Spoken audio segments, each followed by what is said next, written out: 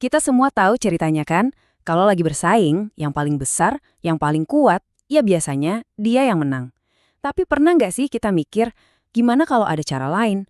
Bukan soal main lebih keras, tapi soal mengubah total aturan mainnya. Nah, di sini kita akan bongkar rahasianya. Ini pertanyaan yang seru banget, dan berlaku di mana aja.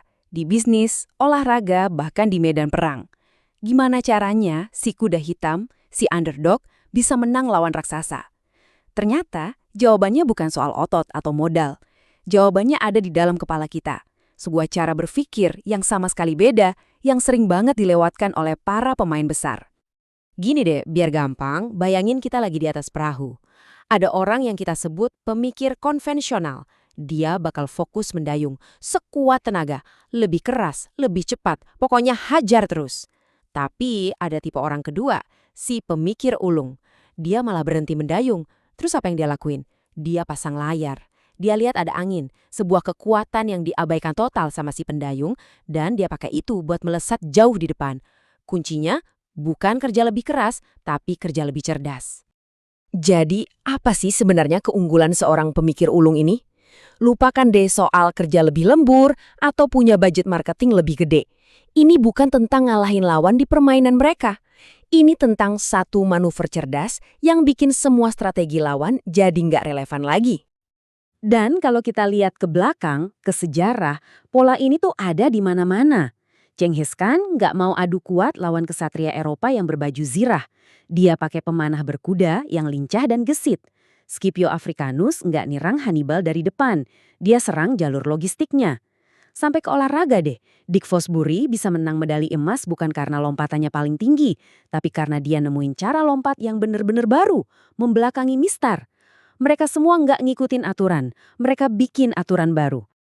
Nah, yang menarik adalah cara berpikir kayak gini sekarang bukan lagi sekedar trik atau strategi cerdas. Di era kita sekarang, ini udah jadi syarat mutlak buat bertahan hidup. Kenapa? Karena aturan main yang lama udah bener-bener nggak berlaku. Dunia kita udah berubah total.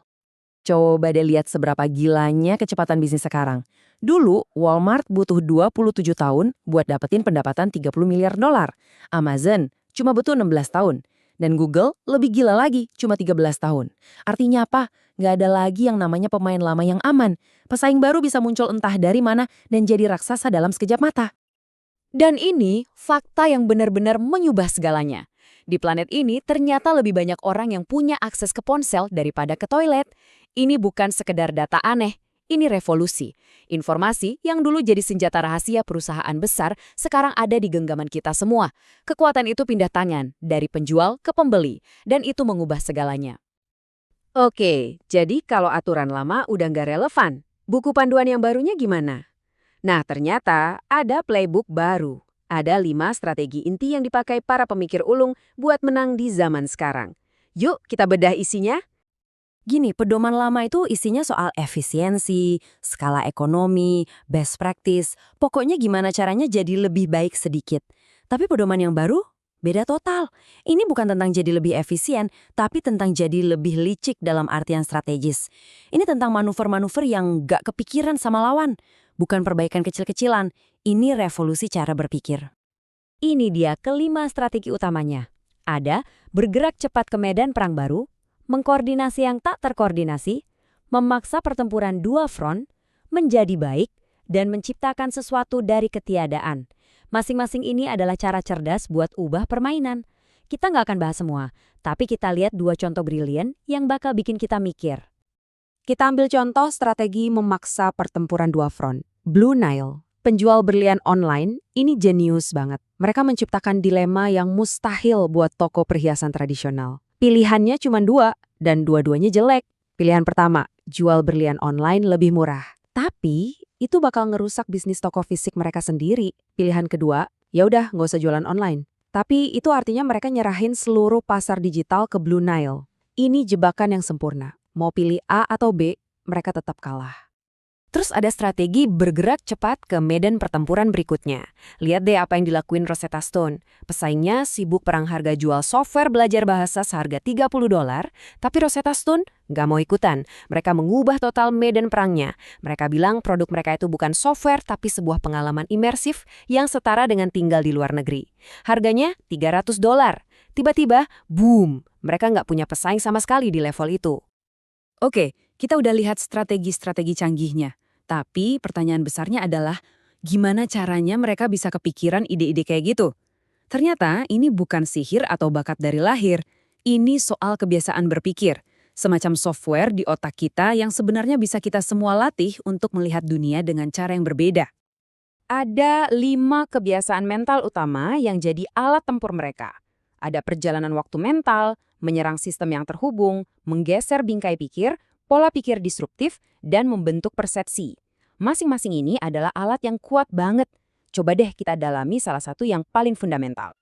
Kita ambil contoh perjalanan waktu mental ya. Kedengarannya kayak film fiksi ilmiah ya, tapi sebenarnya simpel. Ini adalah kemampuan super untuk membayangkan masa depan yang kita mau dengan sangat detail, sejelas mungkin. Lalu, kita tarik mundur dari sana untuk tahu apa yang harus kita lakukan hari ini untuk sampai ke sana. Pemain catur hebat melakukan ini. Pemimpin visioner seperti Elon Musk juga.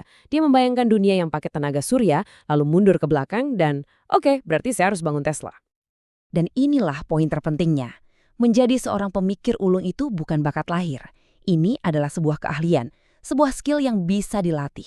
Ini tentang membiasakan otak kita untuk melihat peluang di tempat yang orang lain cuma lihat sebagai tembok, sebagai jalan buntu. Napoleon Bonaparte pernah bilang, imajinasi menguasai dunia. Dan kutipan ini benar-benar jadi inti dari semua ini. Kemenangan sejati dalam persaingan itu seringkali nggak dimenangkan oleh otot atau uang, tapi oleh pikiran yang berani membayangkan sebuah realitas yang berbeda, lalu punya kecerdasan buat mewujudkannya. Dan semua pembahasan kita ini akhirnya mengerucut pada satu pertanyaan penutup yang sangat kuat buat Anda renungkan. Pertanyaannya bukan, langkah apa yang tidak bisa ditiru oleh pesaing Anda?